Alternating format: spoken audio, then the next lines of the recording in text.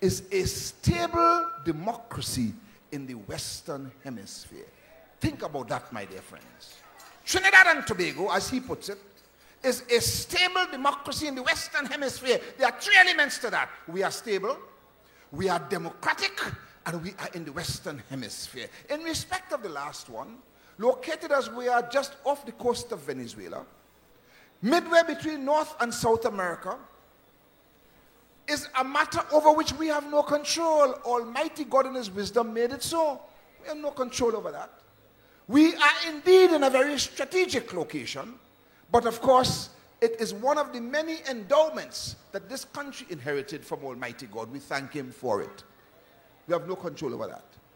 But that Trinidad and Tobago is a democracy is entirely the creation of the People's National Movement. It happened at independence in 1962. Remember, in 1956, when the PNM was formed, we were formed as a political party based on the principles of democracy. And we committed ourselves since the inception to pursue a path that led to an independent democratic nation in the Caribbean.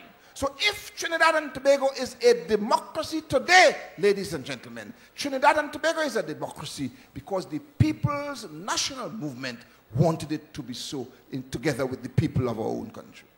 We were able to sell the idea to the national community. The national community bought the idea. And together, party, government, and people, we moved together to create an independent state on the 31st of August, 1962. We were democratic then. We continue to be democratic today. And my dear friends, our democracy is protected in 5 ways. The Constitution. It is protected in 5 ways.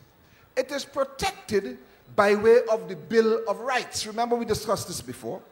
We have a Bill of Rights that guarantees civil and political rights, which are in the Bill of Rights itself, and social and economic rights that will come into the Bill of Rights only to the extent that the state has the capacity to deliver on social and economic rights, for example, the right to housing and so on.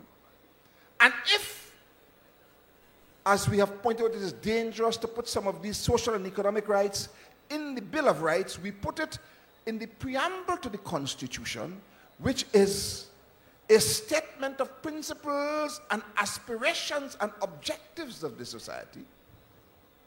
You don't put it in the Bill of Rights because if you do, you can violate another fundamental principle, which is the separation of powers. And we guarantee our democracy by the Bill of Rights first, and secondly by the separation of powers. That is to say that the judiciary is independent, the legislature is independent, the executive is independent. Each one of those, independent, my dear friends, and accountable. Independent and accountable. And to the extent that we are falling short on either independence, accountability, or the separation of powers, our new proposals, the new document that is before you, is making suggestions to correct some of that and to ensure that the fundamental principles that are critical to the proper governance of a society and to guarantee its democracy are in fact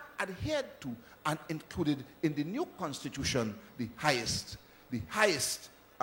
law of the country. I hasten to point out that the draft working document that is out now is a document in draft. It is up for public comment. It is only proposals that we are making to the people. We want you to study those proposals and to tell us what you think. Separation of powers.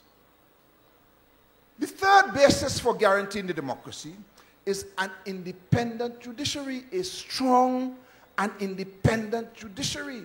And we have to be very careful in whatever we do, that we do nothing to encroach on the independence of the judiciary. So when we say that we are going to establish a ministry of justice, we are saying that to do that, we must do it on the basis of discussions between the executive and judiciary, because it has the potential to violate and to encroach on the independence of judiciary, and is something which we will never tolerate.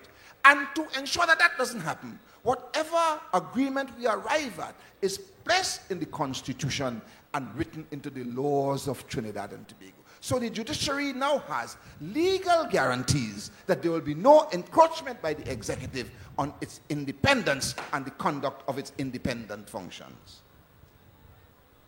The fourth guarantee that we have for democracy is legislation, the work of the legislature, and executive action are subject to scrutiny by the courts.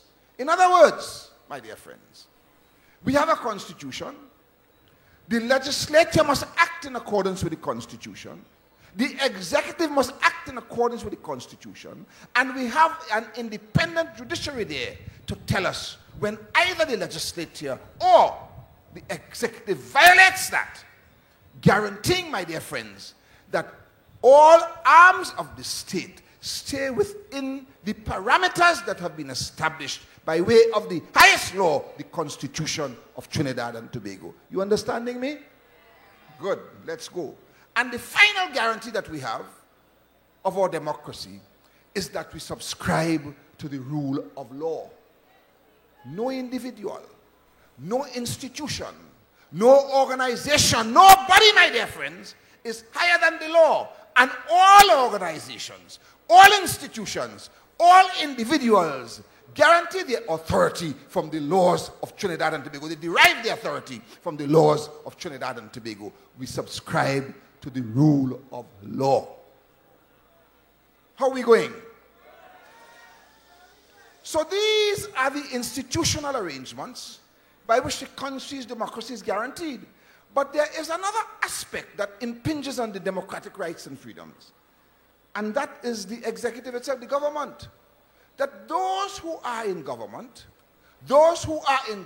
my dear friends, are in a position to operate in such a way that it may from time to time tend to undermine some of those very rights and freedoms that are guaranteed. That could happen. But the only guarantee you have against that is the way you conduct your votes, the way you cast your ballots in a general election. So that when the PNM says to you, we have a track record that is tried and tested, you know what the PNM will do, you know what the PNM will not do, that you don't play fast and loose with the vote whenever that time comes. You don't play fast and loose with that.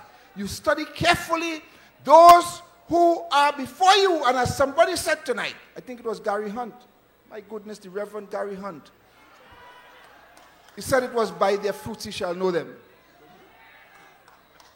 By their fruits ye shall know them. In other words, sheep don't make goat.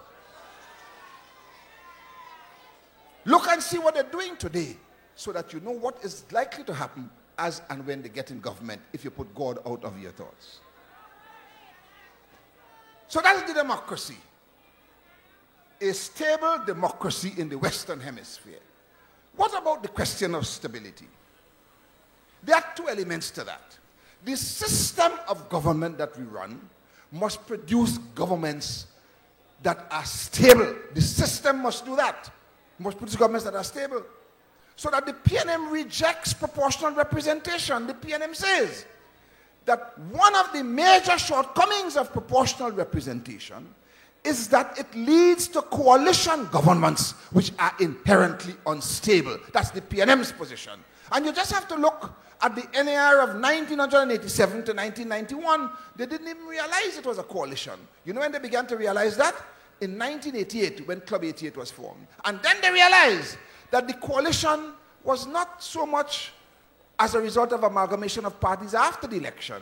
The coalition took place before the elections. And the government itself, coming and fighting as one front, in fact, was a coalition of parties. It was a coalition government. And it didn't take them 2 years before the inherent instability of that arrangement became patently manifest to the people of Trinidad and Tobago. And by 1991, I think all of us knew what had happened.